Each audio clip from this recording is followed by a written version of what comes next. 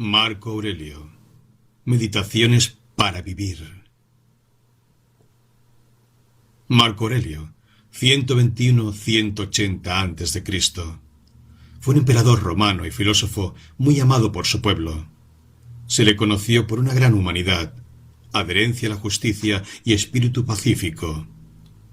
Roma, como imperio, conoció a 5 buenos emperadores: Nerva, Trajano, Adriano, Antonino Pío y Marco Aurelio. Hay informes sobre todos ellos gracias al historiador Tácito, el biógrafo Suetonio y Casio Dión. Marco Aurelio nació en Roma en el año 121, pero sus antecesores habían vivido antes en Córdoba, Sevilla y Cádiz, donde habían amasado una enorme fortuna con la explotación olivarera. Quedó huérfano siendo un niño y fue adoptado por su abuelo, Vero, de quien escribió: «De mi abuelo Vero heredé un carácter afable y poco dado a la cólera».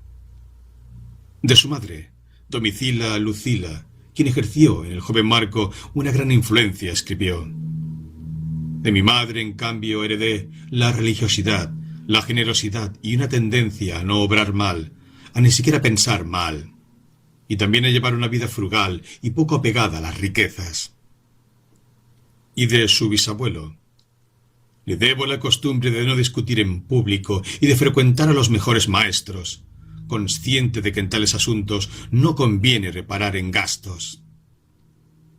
De su tío y padre adoptivo, el emperador Antonino Pío, escribe de forma elogiosa y agradecida: «De mi padre aprendí la mansedumbre de ánimo y una serena firmeza a la hora de sostener las decisiones que tomo tras sopesar pros y contras, a no vanagloriarme con honores vacuos, a amar el trabajo y a ser perseverante, a prestar atención a quienes pueden aportar algún beneficio a la comunidad.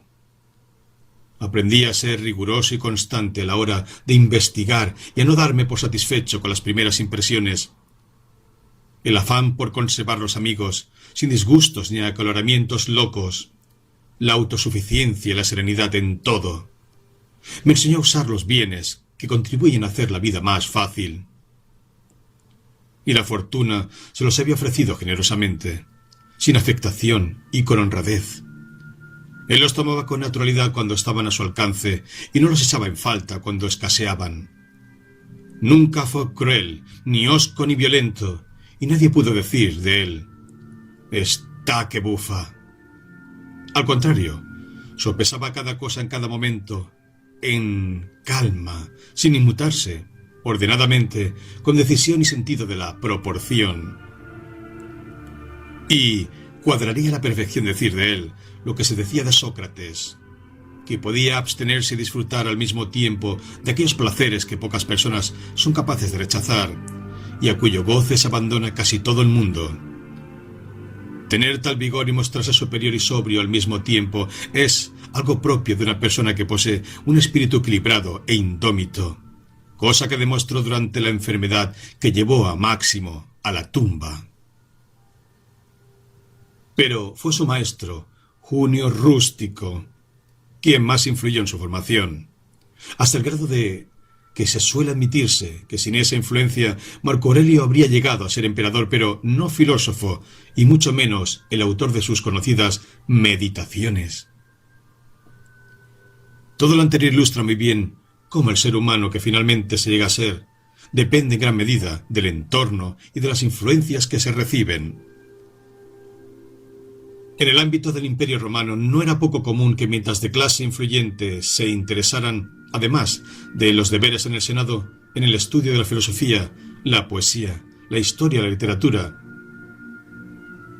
Fueron los casos también de Cicerón y de Séneca, y fue la filosofía estoica la que más cautivó a Marco Aurelio después de haber leído una copia de las disertaciones del filósofo Epícteto, que le había regalado su maestro Rústico.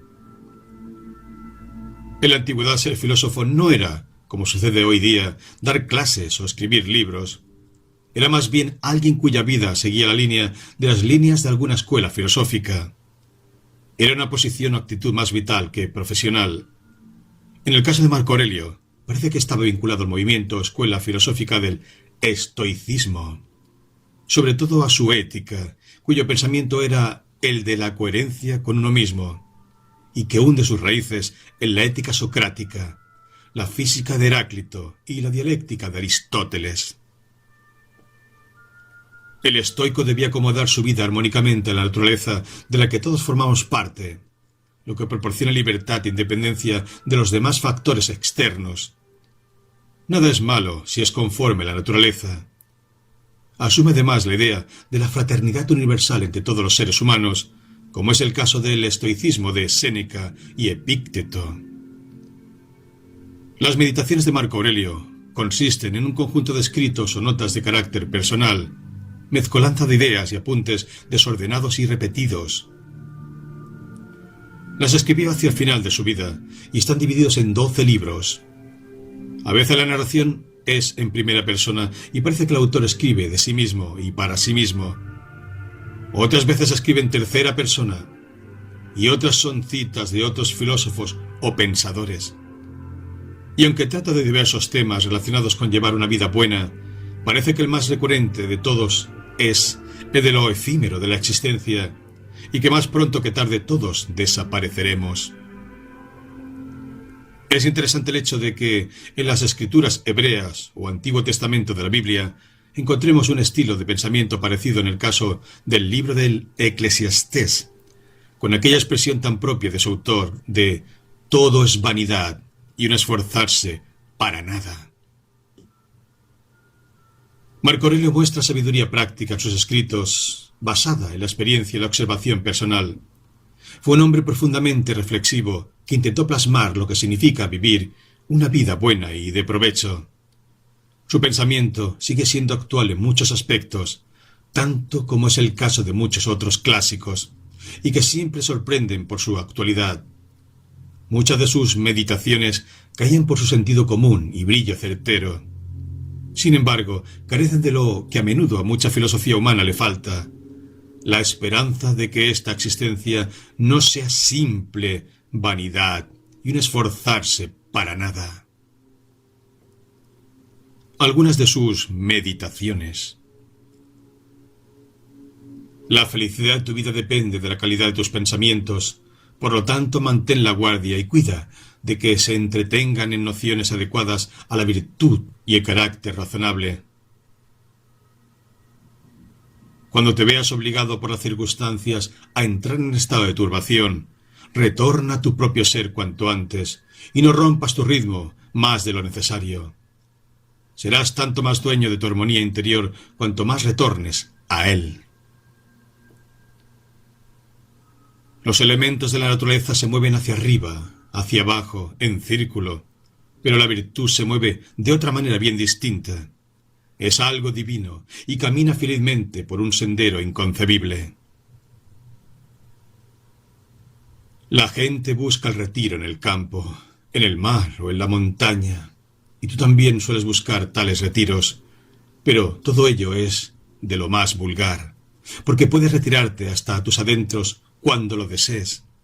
En ninguna parte puede el hombre hallar lugar más tranquilo ni más libre de preocupaciones que en su propia alma. Concédete ese tipo de retiro una y otra vez y renuévate. No actúes como si fueras a vivir 10.000 años. El destino pende sobre nosotros, de modo que mientras vivas y te sea posible, sé un hombre de bien. Aporta no solo la tranquilidad de ánimo que permite obrar bien, sino además la que se deriva de no estar demasiado ocupado. Lo cierto es que la mayor parte de las cosas que decimos y que hacemos, al no ser imprescindibles, las podríamos suprimir, con lo que conseguiríamos mayor tiempo para el ocio y más tranquilidad. En una palabra, la vida es breve. Debemos aprovechar con buen criterio el presente y hacerlo de modo justo. Sé sobrio y vive con tranquilidad de ánimo. Presta atención a quienes son sabios y a sus motivaciones. Fíjate en qué cosas evitan y cuáles persiguen. Tu dignidad consiste en hacer y decir siempre lo que es conforme a la naturaleza. Que no te aparten nunca de tu camino las opiniones o las calumnias de otras personas. Por el contrario, si has dicho y hecho lo que se debe, no te consideres indigno. Los demás siguen su propio criterio y sus propios impulsos. Tú no codicies esas cosas y sigue tu camino particular, el que te marca tu naturaleza y la naturaleza común. Para ambas existe un único camino. Trata con cariño y generosidad a los animales y en general a todos los objetos, pues tú tienes la razón de la que ellos carecen. Y a los hombres, que además están dotados de razón, trátalos como a iguales. Para dicho cometido, invoca ayuda a los dioses y no te preguntes cuánto tiempo tendrás que actuar así. Con 3 horas que vivieras serían suficientes. No te disgustes, ni desfallezcas, ni te muestres impaciente si tus acciones no se ajustan a tus rectos principios. Una vez que hayas superado ese contratiempo inicial, inténtalo de nuevo con renovadas fuerzas y date por satisfecho si tus actos y tus objetivos se han vuelto más humanos. Ama el modesto oficio que aprendiste y encuentra solaz en él. Pasa el resto de tus días como quien ha confiado a los dioses toda su hacienda, de todo corazón, sin creerte señor ni esclavo de nadie.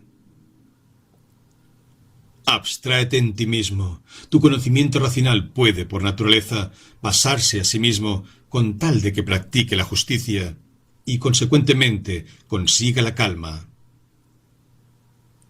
Cada uno disfruta con una cosa. Yo disfruto con que mi conciencia sea sana, con que no dé la espalda a ningún ser humano ni en nada que les afecte, que mire todo con ojos benévolos y acepte y use cada cosa según su valía.